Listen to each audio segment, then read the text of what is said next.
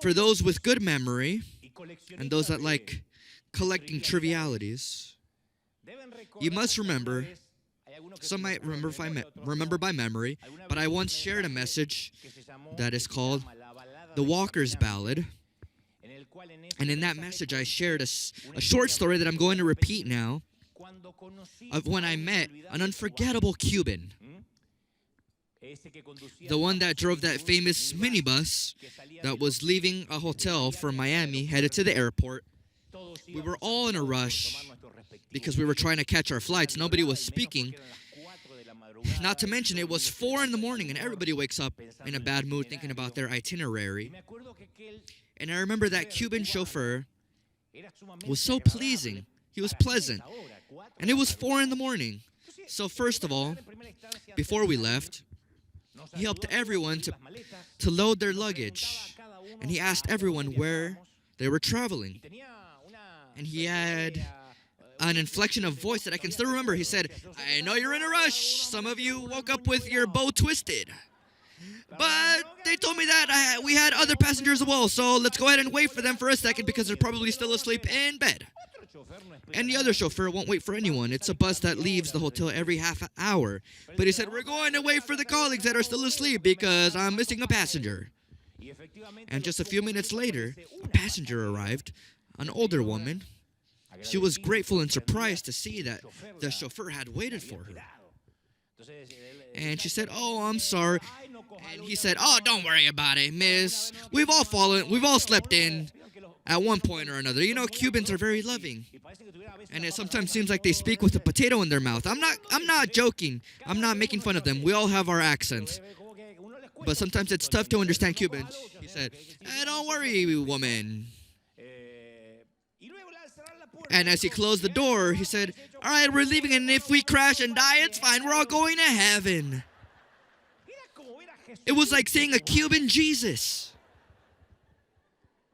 And he said, "Now I'm going to put some good music for you so that you can wake up and don't get on the wrong flight, beautiful people." And all of a sudden we heard, "Guantanamera, Guajira, Guantanamera. I'm a simple man." And in the morning, you don't want to listen to Guantanamera. Nor do you want to hear a sad tango of cry and cry. No. And a few minutes later, we were all singing along with him. It's as if we were all in Cuba, literally. All the tired travelers looked up from their phones, those that were from Havana and those that weren't. And in just a short instance, this man had generated an energy that maybe people don't accomplish in an entire lifetime. I'm sure that all the passengers would have wanted to ride on this bus again. It was a 5-6 minute trip, but we all loved it. And for a few instances, that small community flourished. I don't know how he did it. He did it on his own. No band, no music. With such an energy, with a contagious attitude. And on that small trip from the hotel in Miami to the airport, a stranger offered the best version of himself. With that being said, I want to ask you, how long has it been since you felt that level of happiness? I'm not talking about the Guantanamera happiness, but at least that contagious happiness. That imperturbable, that unstoppable happiness. The one that straightens our twisted bow. For Cubans, that twisted bow is when you wake up on the wrong side of the bed and you're yelling at your children 5 minutes later. How many can say, "I don't remember the last time that," maybe not waking up in that mood, but throughout the day. Or maybe your answer might be, "I'm always happy." There are people that say, "I'm always happy. I'm always so happy." But let's not confuse it with schizophrenia. If you're truly happy, well then God bless you. You should go hang out with that Cuban now. But for the rest of us mortals, maybe the answer to the question, how long has it been since you've been that joyous? The answer might be, well, I used to be happy, but, life has taken its toll on me. It's chiseled me away. Illness has left me without health, and without health, how can you be happy? my finances. I lost my job. I don't have enough money for food, and I struggle to the end of the month. Sometimes my stomach grumbles, or that unhappiness. I'm brokenhearted, and as a result, something or someone took our happiness. So sometimes joy seems like something fragile. One day we have it, and tomorrow it's wasted away in the winds of a sudden storm that appeared. But even then, we continue to desire it. We continue to search for it.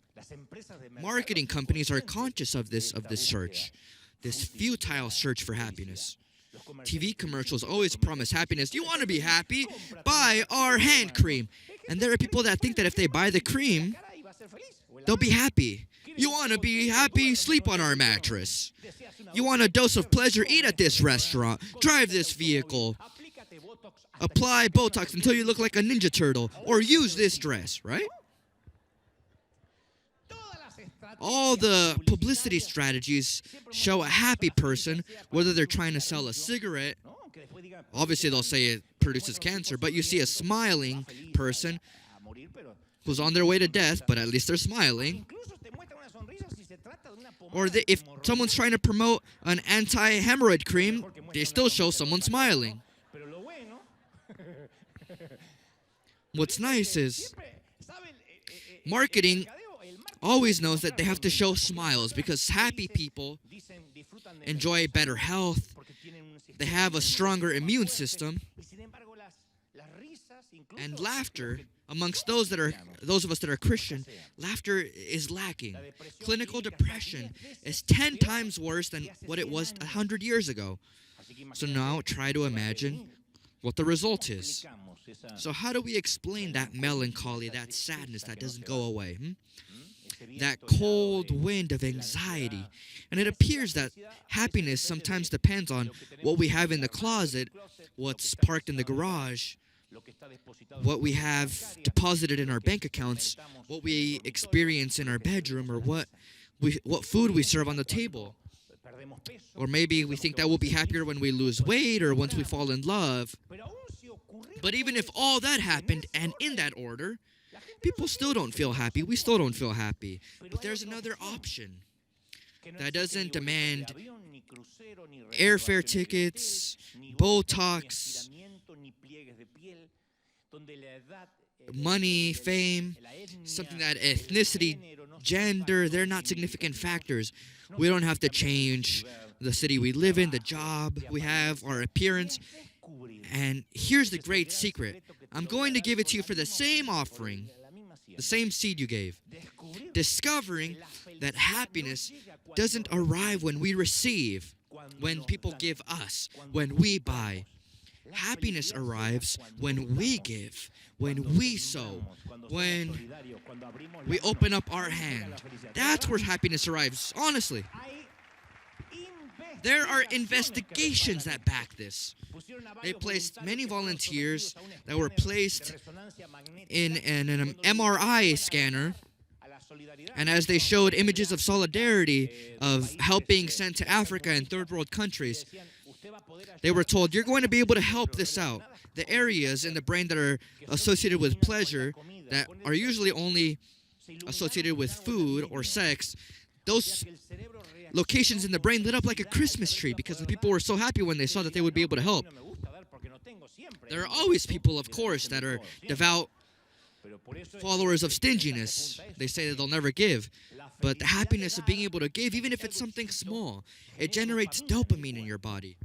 It frees endorphins. There are natural drugs in your body that are set free when you give. This week, I was remembering that the last months of my father's life, once he was 96 years old, back in Buenos Aires, when he was close to dying, he had a friend that took care of him. And his friend told me, look, your old man can't walk anymore. He can't speak. He barely speaks. He's letting himself die. The doctor said that he would die when he wants to die. And my friend said, your father's spirit has sunken so deep that he doesn't want to eat. And when an elderly person stops eating, it's just a matter of days. So my friend had an idea, because he knew my father. He knew him when he was younger. And so he sat my father in a wheelchair and took him from room to room in the elderly home. He took him on a tour, and they were looking for elderly people that needed encouragement. And though my father could barely speak, he could at least touch and pray for them. So he did both those things. He would place his hands on the older people. He would place his hand on their heart and pray for them in silence. And they spent an entire evening doing this, room to room. And that night, my father's appetite returned, and he slept like a baby because he felt useful again. He felt that even in his last breath, he could help or serve people. Jesus wasn't wrong when he said it's more blessed to give than to receive. So when does happiness receive? When we give it. We can't control our genetics. We can't control the climate. We can't control traffic. But we can always increase the amount of happiness or smiles on this planet. You can help lower the amount of anger or stress. Sometimes there are people that are upset because of their hormones, because sometimes that's how the government works as well. But I'm convinced that helping people sleep better, smile more, laugh more, hum and whistle instead of insulting. You might say, well, does that save people's souls? No, but it helps change their attitude so that later on they can think about their soul. When people begin to whistle, I remember my father. I would say that he was happy when his mustache would move up and down. He was a German man, so he didn't laugh much. But when I heard him whistle, I knew everything was good at home. He would whistle the same thing. I didn't know what that meant, but that meant there's a party going on at home. It's like putting the record player on full volume. And one day my father stopped whistling. When I began to... When I didn't hear the whistles anymore, then sadness came along. I always say my father died at the age of 60. I just buried him at 96. But he spent almost 3 decades feeling that he had no value. And when my friend realized that he could do something, that gave him new life. So you can alleviate someone else's burdens. It might not be easy. We're stubborn. The world is filled with fickle people. We're difficult to love. There are people that cut you off on the road while they're on their phone, and you say, Lord, either you take them or I send them with you. There are people that never listen. People that always speak over you. You know those types of people, right? They're always trying to think of what they'll respond. You say, oh, my father just died, and they say, oh, I'm sorry. Well, here's what I was going to tell you. They're not listening. There are people that upset us, that annoy us, that exasperate us. They're insufferable. Mother-in-laws, well, not like the one here with us today, but other ones. If only people stopped behaving like what they are, which is people. And you ask, why don't people use mouthwash? Why don't people eat with their mouths closed? Why don't they settle down their children? Why don't they stop posting their private lives? But that's what we are. We're people. We're complex.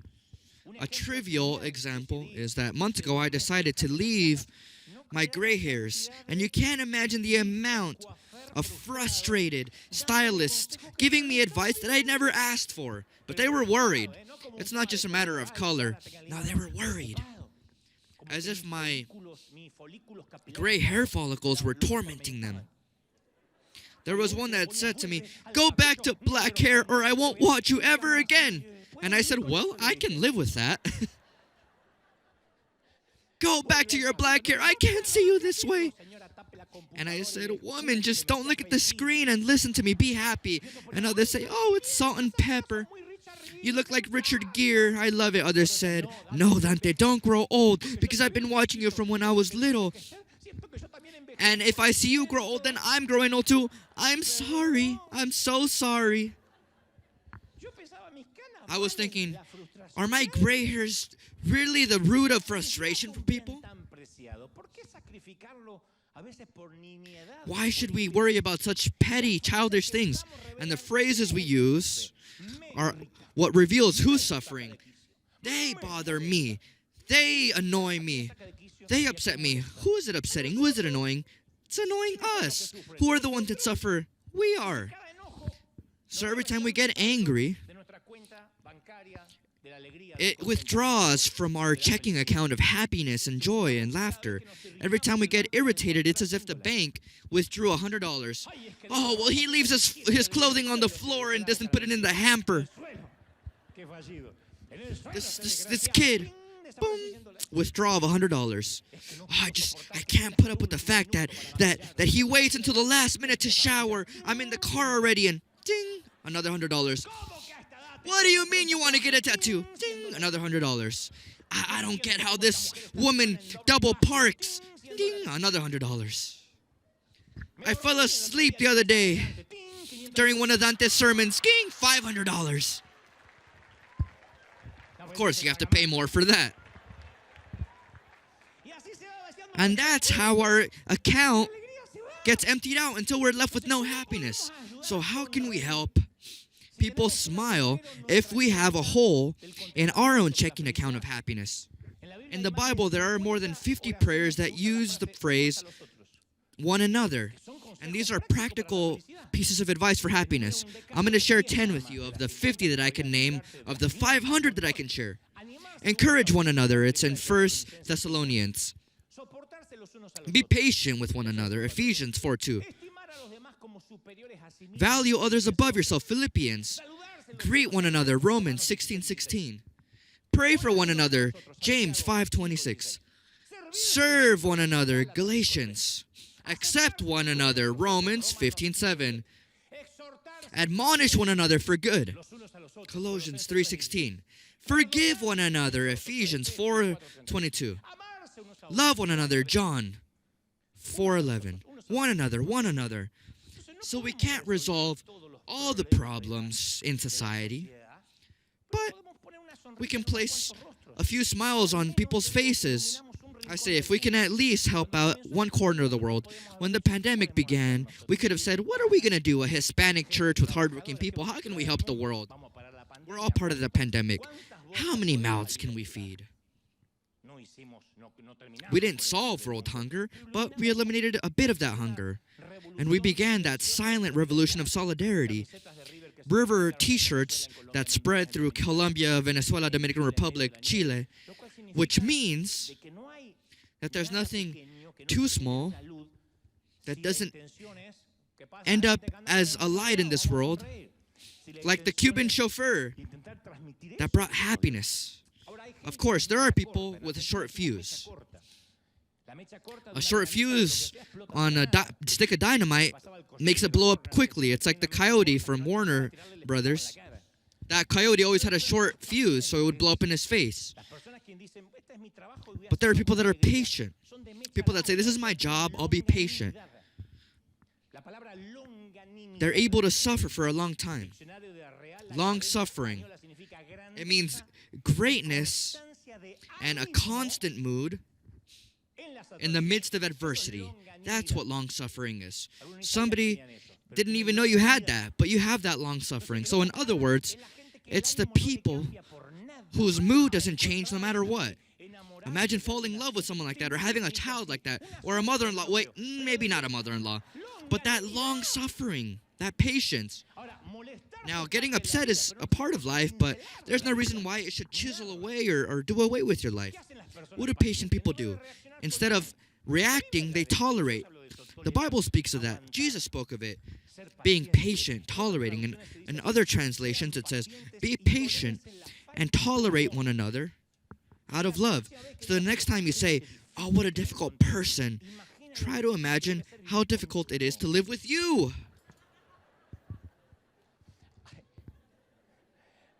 There's a marvelous movie where a woman suffers with bipolar disorder, and her boyfriend, in a moment of tension and debate, says, you can't imagine how difficult it is for me to love you, he says to the girl. And through tears, she says to him, you can't imagine how hard it is to be me. So sometimes we don't realize how hard it is to be yourself. You look at everyone else, but you don't realize that you are also a difficult person. But sometimes we don't see ourselves. We're quick to act, like I say with that old Spanish joke of the Spanish man, a greeting to all of Spain. If it's about an arrogant person, it's always an Argentinian, but if it's something illogical, it's always a Spanish person. But this man receives a call from his wife and says, "Paco, be careful. There's a crazy man driving on the wrong side of the freeway." And he says, "Well, it's not just one, it's hundreds driving on the wrong side of the freeway." Some of you didn't understand the joke, but you can ask about it later. So, the world needs more tolerance. We should be more tolerant. We would love for the world to stop complaining. We're tired of it. But when we stop complaining, then the world will have one less complainer. No one cares about a single amaranthus, but we can make that amaranthus grow. In order to change the world, you have to start with one. You can't say, "I want to change the world and we'll conquer the world, Pinky." But we don't even conquer ourselves. I remember when I was about 7 years old, I asked my parents at the age of 7 that I wanted to have a pet. There were big dogs in the neighborhood. One time a Doberman attacked me. I still have the scars on my face. I went to go steal his food. I was very intelligent, He bit my face. And I said, "You know what? No, I want a small dog for myself." And at a certain moment of weakness, where my parents fell into my request, they said, "Okay, we'll give you a small dog that won't grow too much." And they went and looked for, in the streets, they looked for a certain dog breed, the type that is the result of a cross, of a drunken canine night from two stray dogs. And I looked at the dog. It was frightening. It was a small little dog, a brown dog. And it was love at first sight. I fell in love. We called her Pina. And my father left it very clear what the prenuptial agreement was. He left it so clear that it was more clear than what Shakira's next marriage is going to be. He said to me, "You take care of Pina." And I would clean her plate, her bowl. I was so happy. I had a living creature to take care of. Back in those days, there wasn't special dog food, gluten-free dog food. No, it was whatever fell from the table, bones, cotton, anything. I would brush her hair. Her tail would wag. Months later, my feelings changed a little bit. Because Pina was still my dog and I was still her friend, but I was a little tired of her barking all the time. She was always hungry because those street dogs don't have a stomach. It's as if whatever comes in goes out immediately. It's crazy. And more than once, my father reminded me, "Take care of her, that's your dog." And I didn't like to hear that, "your dog."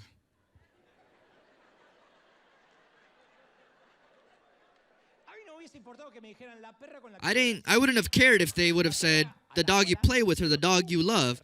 But he said, "Your dog, period. Pina is yours. In health and in sickness, in rich and in poverty. In richness and in poverty. When she's clean and when she has diarrhea, she's yours." And one time the dog pooped all over the floor and I said, "Mom, it makes me sick." And she said, "Oh, you wanted a dog, so you clean it." And I thought to myself, why did I ask for a dog? And so I came up with this idea when I was 7. I said, "Wow, I'm married to Pina." And our honeymoon had finally ended. We were both in the same muzzle. Pina went from an option to an obligation, from a pet to a partner, someone to play with to someone I had to take care of. That's what's called claustrophobia of commitment, Freud would say. Just instead of saying, That's your dog, they say. That's your husband. It's your mother-in-law. There she is. You had to bring her from where? Who knows where? For those that don't know, someone came to visit us and they said, oh, my mother-in-law came too, because the mother-in-law threatened him and said, you better name me. He greeted me. I shook his hand, and in the palm of his hand, he had a note written saying, help me. SOS. They say it's not, they might not say it's your dog, but say it's your son, your colleague, your boss, or whatever relationship that requires loyalty to survive. So at the age of 7, I had to ask myself some difficult questions. Am I willing to tolerate this hairy, hungry face every morning? Many wives are asking themselves the same thing today.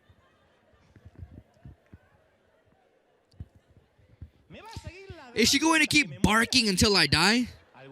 An adolescent child is asking himself the same thing. Is she ever going to fix or clean up after herself? Now the mother of the adolescent child is asking herself that. It's terrifying to feel that you're trapped in a relationship. So there are things that you can do when you feel that you're in the same muzzle with a roommate or a manager. You can either run, fight, or love and forgive. Run, fight, or love. Some choose to leave, to run away, escape. Others fight and battle. Homes become battlefronts. Offices become boxing rings. Tension is the new normal in life. There are people that live with tension all the time, surrounded by difficult people. But a few others say, no, I'm going to try and love, and that's the difficult part. Look, I was educated by a mother, I always share this, that used to say, you're going to eat your porridge, and if you don't eat it, I'm going to feed it to you every day of the week until it comes out of your ears. That's how crazy she was. What would our mothers say back in our time? Remember when you would ask, hey, what's for dinner tonight? Food, of course. Oh, this little gentleman thinks that it's a restaurant, that it's a buffet. So I stopped asking. Whatever you were served, you would just have to say, thank you, Mom. Oh, the gentleman wants to know the menu for tonight. I worked like a slave all day for you to eat, and now you're asking me, what am I going to eat? No, you're going to eat what I serve you. That's how I was brought up. And that's how I ended up. And she would give me porridge all week until there was no more. And when you would complain, she would say, in Africa, there's children that would kill for this porridge. And I always thought, I would love to send this porridge to Africa via UPS. And one day, an uncle of mine said, I want to take you, in Argentina it's called, what we know here as a buffet. He said, I want to take you to a restaurant where you can pick whatever you want and eat as much as you want. I never ate much. I was always underweight. But it fascinated me to be able to choose. It was the first time I went to a buffet. All the stands, all the options, all the plates. I said, no porridge, no soup. Straight to the dessert. Wouldn't it be great if loving people was like buffets? Imagine if you could say about the person that you have to live with, you know what, I'm going to pick what I want and then ignore what I don't want. Or if that were the relationship between parents and children. If parents were to say, well, I'm going to pay attention to your good grades, but when you misbehave, I'm not involved there. Or what if children could pick freely, like in a buffet? Mom, give me some freedom, but I don't want any of the rules. Or what about partners? Oh, I would love good health, good sex, happiness, but snoring, burping, arguments, that's not part of my diet. That would be more pleasing, but that wouldn't be love, of course. Because love doesn't just accept a few things that we like. We can't say, oh, I'm going straight to the dessert with these people. No. Love is the willingness to accept all things. Love forgives all.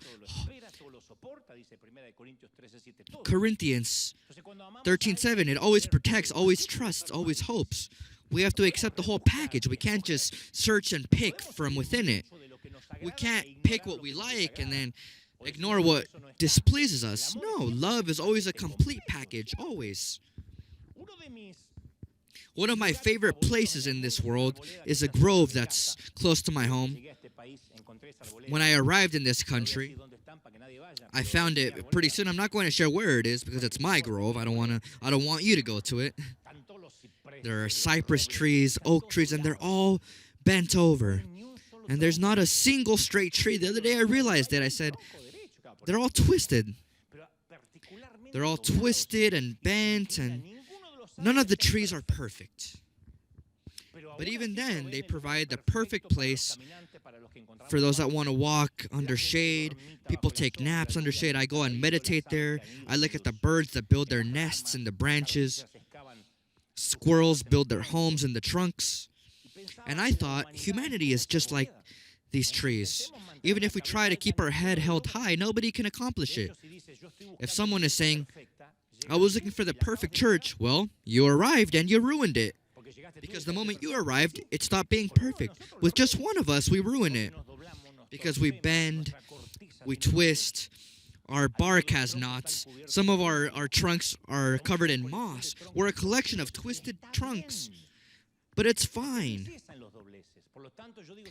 Like I say, we have to learn to enjoy the brotherhood of twisted trunks. That's why sometimes my advice is, don't take life so seriously. I don't try to minimize problems. I know what it is to be at a funeral, kiss a cold forehead instead of a warm cheek, as I always say. A funeral procession, or waiting in the emergency room, having your child with IVs all over, going through dialysis, taking pills every day, being treated for leukemia. But there are people that truly worry about petty things. I say, don't be anguished by small things, and you'll realize that there's not much to worry about in your life.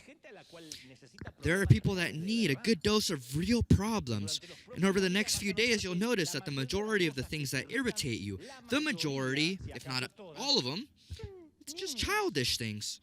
An Asian behind the wheel that forgets to put on their signal. I'll never go to China. They'll never invite me there. Or at the doctor's office, someone is speaking on speakerphone out loud. Your husband is going to cough all night like a rhinoceros. Your wife is going to be in a bad mood. Just because. Just for sport. And when this happens, you have to think about your account of happiness. What were to happen if they were to take away $1 or $100 every time I get mad? I can't allow my account to decrease. I can't allow anything to twist my bow. It's essential. It's completely essential. Because life is too short to spend it upset. When one of my paternal grandparents, in reality, he was my step-grandfather because my grandmother got married again, but he was always angry. And I would always ask, how is he going to die? Well, he died upset. And then he died. Death didn't want to take him because he was such a poor sport, always in a bad mood. Now there's a secret. If you don't feel loved, you can't love. Because love towards others doesn't begin by giving love, it begins with receiving God's love. That's why Jesus said, I'm going to give you a new commandment. Love one another. As I have loved you, so you must love one another. As I have loved you, that's an essential commandment. Have you ever allowed God to love you? And don't rush to answer because someone's going to say, yeah, amen. No. If your answer is, well, someone like myself, I don't think it's easy for God to love me, well, then we just stumbled upon something there. We're not going to love everyone because not everyone is enchanting. It's not about, oh, I have to love my neighbor and we have to clench our teeth and all of a sudden Mother Teresa bursts from within you. No, that's not going to happen because the fountain isn't within us. We wouldn't go up on the cross for anyone. You have to allow yourself to be loved to then be able to love. Just as wounded people hurt others, show me someone that's hurt in life, And I'll show you someone that always shares hurtful words. Because from their wound, they splash blood on others and they're hurting others. But those that are loved and feel loved, love others. Just as those that are secure give off security, assurance. Those that feel that God doesn't love them, they're a scoundrel, an ungrateful, infamous rascal. I once told you that I got stranded in an airport in Madrid once, in Barajas. And nearby, a volcano erupted. But the ashes spread over the entire city, and all the flights were reprogrammed. And the airport was like an ant farm. And I had to be as enchanting as possible with the airline attendants because I needed to find a new flight. Otherwise, I would be stranded in Madrid for 2 days. And the attendant that I was speaking with had my future in her hands. So I did what I always do. I gave the face of Puss in Boots. Look at that. I just moved you, right?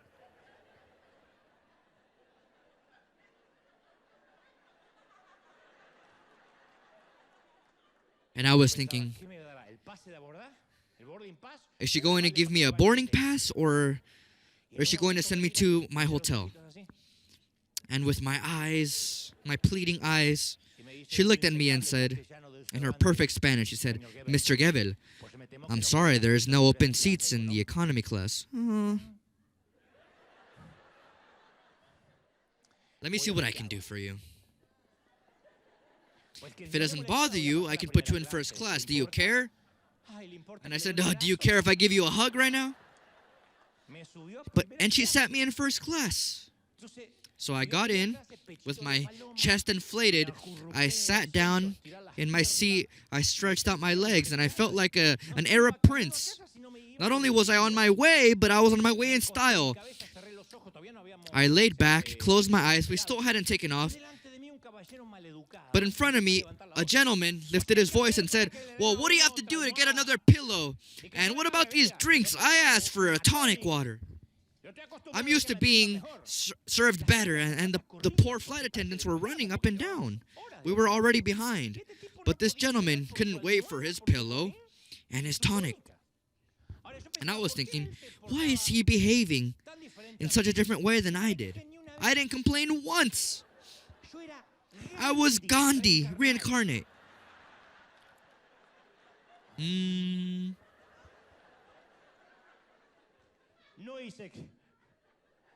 I didn't demand anything.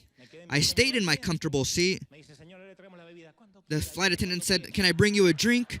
And I said, yes, anything, whatever, whenever you want. I was so happy to be aboard, but the gentleman that said, I need it now, he had paid for his ticket. But I didn't. It was a gift. In fact, I wasn't even going to travel. And that's the enormous difference between him and I. So that feeling of entitlement, it made him so upset. And I asked myself, why do we go through life feeling like we paid the price for our life?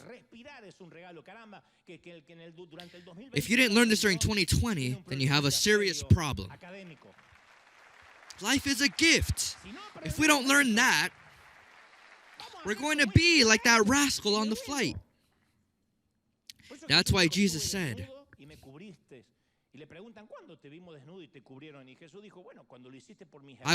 I needed clothes and you clothed me. I was sick and you looked after me. I was in prison and you came to visit me. And they asked, you were never without clothing. But he was referring to his little ones. And this is what changes our attitude. So who here knows someone that needs a blanket of love? Have you ever had an adolescent child in problems? When they open up the garage door later than their curfew, you come down from upstairs, you find them in the kitchen stumbling, smelling like alcohol. They're drunk, they've been driving. You have a problem, they have a problem, and I ask you, what are you going to say to them? What are you going to do? Are you going to give them a sermon? They deserve it. Are you going to take away the car keys for 3 months? Yeah, that'd be wise. But never forget that what your child needs is for you to cover them with a blanket of love. At a certain moment in the following hours, might not be now because you're very upset, but that child desperately needs a hug. How do I know it? Not just because I'm a father, but because I was a child. I am a child. They need to be covered with a blanket. Not just for you to forget what happened, but they need to know that that love hasn't changed. Have they ever criticized one of your friends? They ripped them to shreds. They devoured them in front of you or maybe on social media.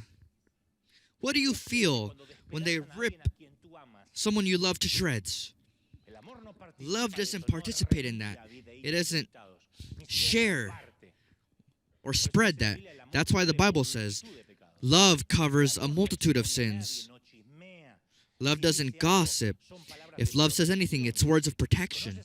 Do you need someone that needs that protection and love? You don't need to go to Africa. It might be just paying for an elderly couple's bill, making sure that you invite your divorced friend to your party. Now, I know you're thinking, hey, but, how am I going to love a friend that has betrayed me? Or that fool that turned his back on me? Love ignores it all. No. I'm not calling for a naivety or emotional blindness or ignorance. No, it's a call to at least give what God gives to others. To not behave like the rascal on that flight. If you have nothing good to say about someone, then don't say anything. You're an owner of your silence and a slave to your words. I don't have good things to say about everyone. There are people that I don't like.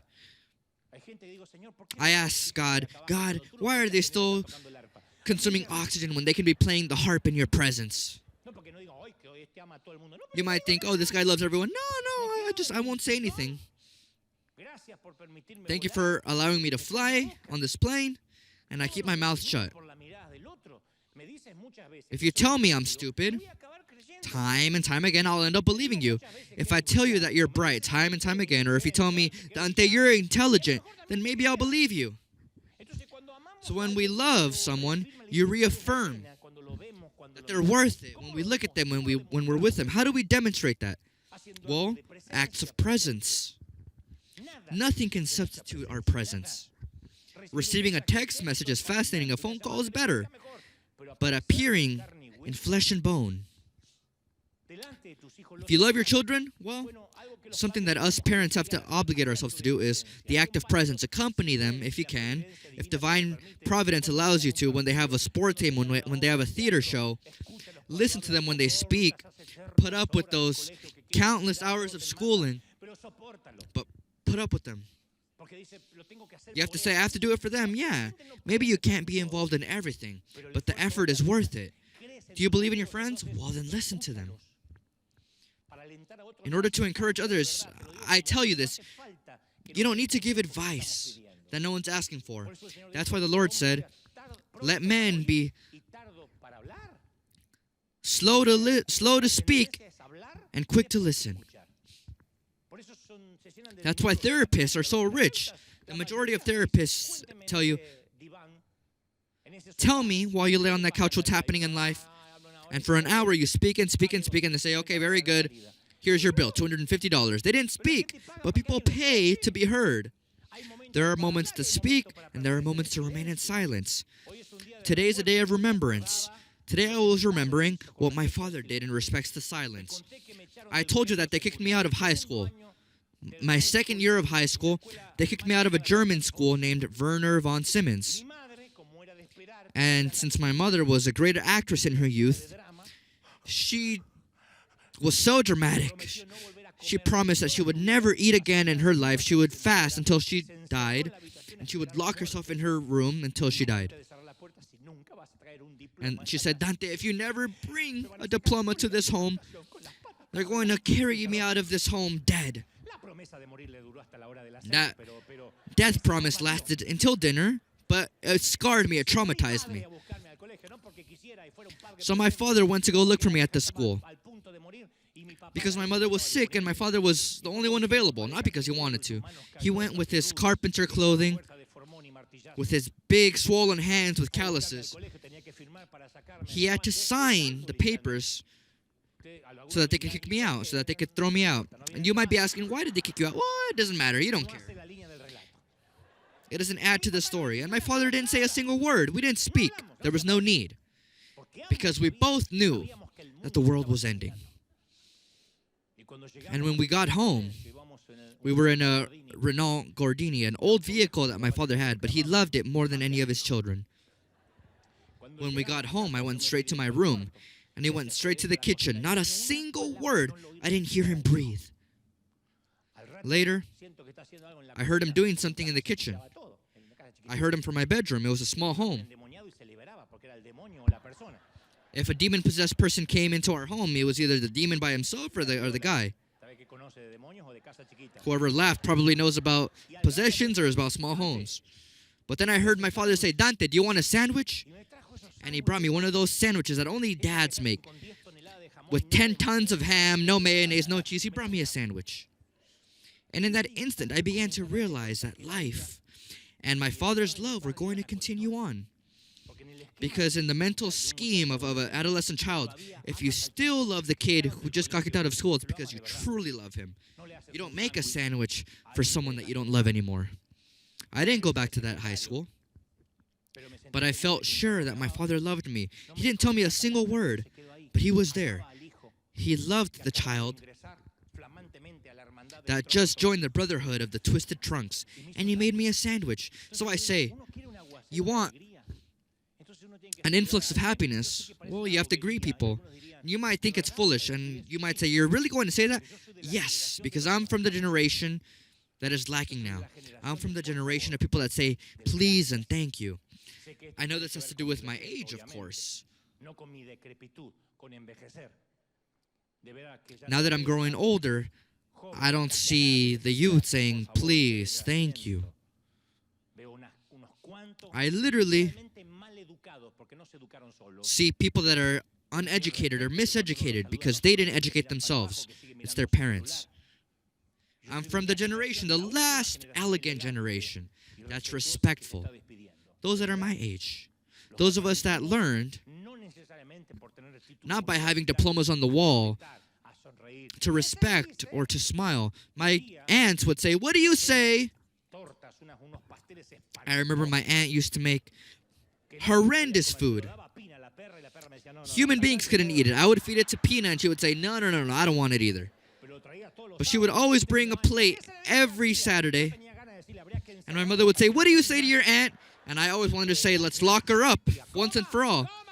But I would have to say thank you. And that's part of being educated. And I think now, as adults, that still remains. So how can you spread happiness? By writing a check, giving more of your time, listening. It's better to give than to receive. So the cure for society's illness and disease, it's people that know how to love. Making a sandwich without asking what happened. Happiness, I insist, is found when you give it to others. And if there's someone happier than the receptor, I assure you it's those that give the gift. And you don't have to go to Africa for this. Look, a few weeks ago, I went to a Hispanic market. I won't say which one, but I went to go buy pure, redeemed, holy meat. In other words, Argentinian meat. Not carnitas or anything. No, real meat. From cows raised in Argentinian pastures that say, eat me and you'll be happy. The woman at the register, at the cash register, had such a bitter face. Nothing I'd ever seen. And it's not discrimination. She was so bitter.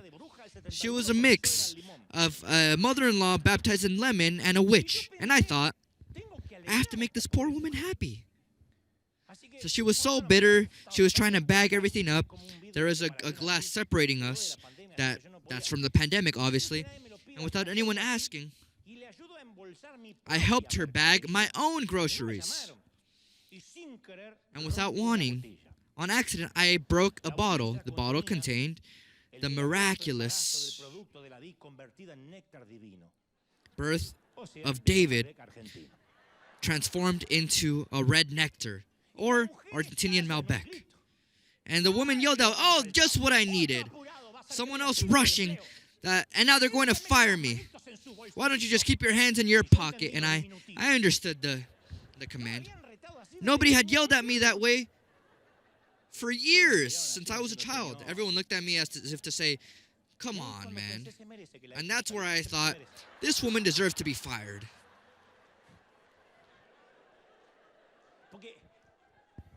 Because I wanted to help her, but she mistreated me publicly. And I said, well, I still have the gift of making her happy. I can ignore her. I can respond abruptly, or I can make her happy. I took a deep breath. I said, I'm sure it was a difficult day, and she was cleaning the wine off of the counter. And I said, I look at people of your age, or any age really, people that earn their living to get their family out ahead. I admire you. And the woman began to sob. Her eyes were filled with tears, and she said, "Oh, I value your words, son. But let me correct you. I didn't have a difficult day. I've had a difficult life. And you have to forgive me if I lifted my voice against you. It's not your fault." And I said, "No, I didn't even realize it. Don't worry." I was very spiritual. And in a few minutes before I left, and before we rebagged all my groceries, she said that her daughter had been deported, and now she was in charge of her grandchildren. And she had to raise them on her own. And I did something for her that doesn't matter, but I promised her that I would pray. And I was so grateful that I didn't act like an imbecile that day, because life is filled with people with frowns. Maybe the employee in the final cubicle that barks all day, or the professor that eats lemons for breakfast and then eats students for lunch. But maybe you can brighten up her day. Maybe you can give thanks. Might the world be different just because you tried? I could bet my life that it would. I love to be the person that brightens up people's faces. I love it when I walk into a room and people say, "Dante!" I love being the person that people love hearing. And I noticed that I'm the happiest one because of this. I would do this with or without money, poor, no cameras, with cameras. I do this because it makes me happy. There's nothing better than giving. It's much greater than receiving. And that's why I want to finish with this marvelous story that I'm sure will move your soul. This story lasts a couple minutes, and I'm going to give it to you before we go. The strong current of high tide makes an enormous British army ship, forces it to dock at a port. They have to find a safe port, so they find a few islands that don't appear on the map. It's just a few specks of islands in the middle of the ocean. The captain throws down the anchor, and they get off the ship. On the first island, all they see is sadness, malnourished children, tribes in conflict. There isn't any cattle, no crops, no doctors, no schools, just people in need.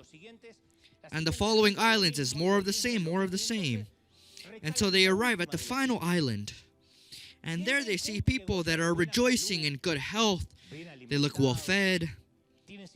They have an irrigation system for their crops and their fields, improvised roads that connect the towns and the villages.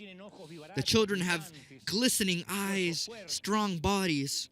And the captain asks the head of the village, he asks for an explanation. And the head of the tribe says, well, he asks first of all, how is it possible that this island is so ahead of the other islands? And the head of the village says, well, Father Benjamin taught us agriculture, medicine. He constructed schools, clinics, he dug wells. And the captain says, well, can you take me to go and see him? Yeah, of course. And he bows his head, and they guide the captain to a medical center that is composed of many buildings. The captain sees clean beds, medication, penicillin, nurses. But the captain doesn't see Father Benjamin. And he repeats his petition once again. He says, I want to see Father Benjamin. Can you take me to where he lives? And the natives seem disconcerted. They look at one another, but the head of the village says, all right, follow us to the other end of the village. They walk down the coast, and they find pools of fish. When the high tide comes, the fish are let into the pools, and when the tide low comes back down, the fish remain in the pools, and that's how they catch their fish. The captain says, this is amazing, but I still don't see Father Benjamin. I don't know if I'm explaining myself, but I don't see him. Can you take me so I can see him, so I can see where he lives? The islanders speak amongst one another again, and they say, all right, well, then let's go to the summit of the mountain. They guide him through a steep and narrow path. They take him to a chapel with a grass roof, and the tribal leader says, he taught us about God. Yeah, but is this where Father Benjamin lives? Could I speak with him? And there, the faces of all the villagers changed, and they said, no, it's impossible to speak with him. Why? Well, he died many years ago. And the captain looks at the men and says, well, I told you I wanted to see him, and you showed me a medical center, a fishing center, and this chapel. You didn't mention anything about his death. And the tribal leader said, well, you didn't ask about his death. You asked where he lived, and since you've arrived, we've shown you where he lives. He continues to live in everything he constructed. You didn't speak about his death. And I say, we're all eternal from the moment we're born, and our soul will live forever, whether it be heaven or hell. But I'm going to give you the secret of eternity on this side of the sun. In order to be eternal on this side of the sun, to leave an impact even after you're gone, for people to know that you were here, you have to continue loving. You have to be a part of that brotherhood of the twisted bow, of the twisted trunk. There's no other way, my friends. To love is to leave an impact. Give an applause to the King of Kings, if you believe that God has spoken. And then get on your feet, and once you're on your feet, give a grand applause. And we join the rest of the world with this grand applause. If you believe that God has spoken today, and this explosion of love will be spread all over the world, all over the planet. Let it be heard loud. There's something marvelous of what God is going to do. Can you feel it, yes or no? No. Someone needs to applaud more than that and say, this is River. This is the church. This is the way. Is there any other way, people?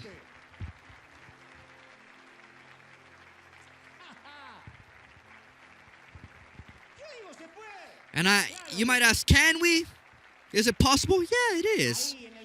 They're in your cubicle at work, or in your truck, or as you cut grass, or on your architectural plans, wherever God placed you, you can make a difference. Later on, the religious people will come and say, oh, he's just some motivational speaker. He's about positivity. He doesn't preach hell. What I know is that when someone feels happy, it's contagious. It's viral. A smile is contagious. I've never stood here, from what I can remember, even when I have felt so sick. I've never transmitted sadness. Even when my mother and father died, the day my mother died, the following day I was here. And only a few knew what happened. And I'm not stoic. I'm not a heroic guy with feeling. All I know is that it's easier to spread joy, happiness, smiles, solidarity than all the rest. So I want you to become someone viral. I'm inciting you to a revolution of love, a revolution of giving, of sowing. And what you've lived up until now is nothing compared to what is coming. That's the secret to happiness. Do you truly believe it? Loving all the twisted trunks. The Lord loves you, you twisted trunk. He loves you, you twisted trunk. Tell someone, He loves you, you twisted trunk. He loves you. Look how twisted you are, and God loves you. How can He not love you? How is He not going to love you, you princess, you prince? He has you sculpted in His hands. Give an applause to the Lord and celebrate and say, that is our God, people.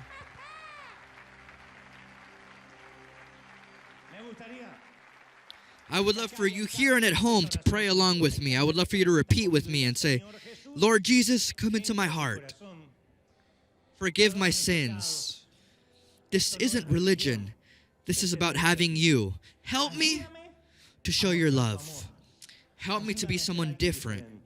Write my name in that book of life. Thank you, Lord. And now I would love for you to place your hand on your heart so I can pray for you. Father, I've spoken and I've transmitted what I believe you've placed in my heart for your children. Thank you for the respect, the silence that they've given me. But now I want everyone to go home to their respective tasks and jobs with a different vision of the world, of our commission. I pray for those that are at home. There's so much to give, so much to do. I pray for those that are saying, Lord, what is my ministry? What is my calling, my vocation? And above all things, the youth, those that are young, old. May God bless you in everything, and may you be a channel of blessing wherever you go. May He bless your entry and your exit, and may that heart be blessed in order to bless. May you feel loved so that you may love. May you feel that you can change someone's life at a cash register at the supermarket, on the bus, in a small place. You can be an agent of change, inviting someone to a coffee, not because they can't pay for it, but because they need to be spoiled. I believe it. I know it can happen. And I know I've transmitted what you have placed in my heart. Thank you for this marvelous Sunday. Thank you for these words. Because we're agents of change, of blessing. And that's why we were placed here. God, love these people and show them you love them. How the Lord loves you, princess. How He loves you, prince. How can He not love you if He's protected you? He's looked after you. He's brought you here. May God bless you. May He keep you and may He fill you. Father, thank you for this morning. Thank you for the people that have connected all over the world. We believe it, we declare it, and we say amen and amen. Thank you, people. Thank you, beloved people. People, are we happy, yes or no? No. Are we happy, yes or no? That applause is to the King of Kings. May God protect you firm like a bear claw. Until next Sunday. Bye to everyone. Blessings.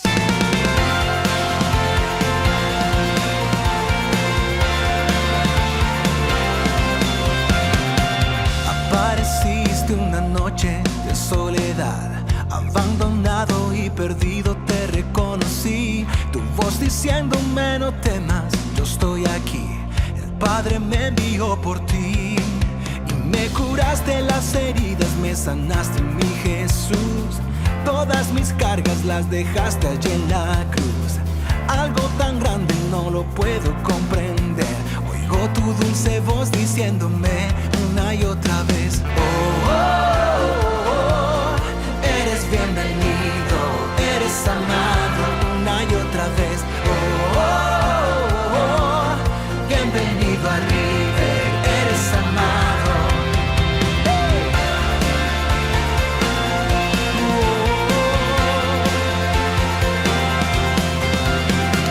Apareciste en una noche de soledad, abandonado y perdido te reconocí. Tu voz diciéndome no temas, yo estoy aquí.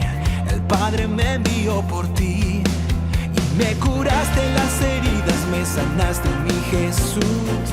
Todas mis cargas las dejaste allí en la cruz.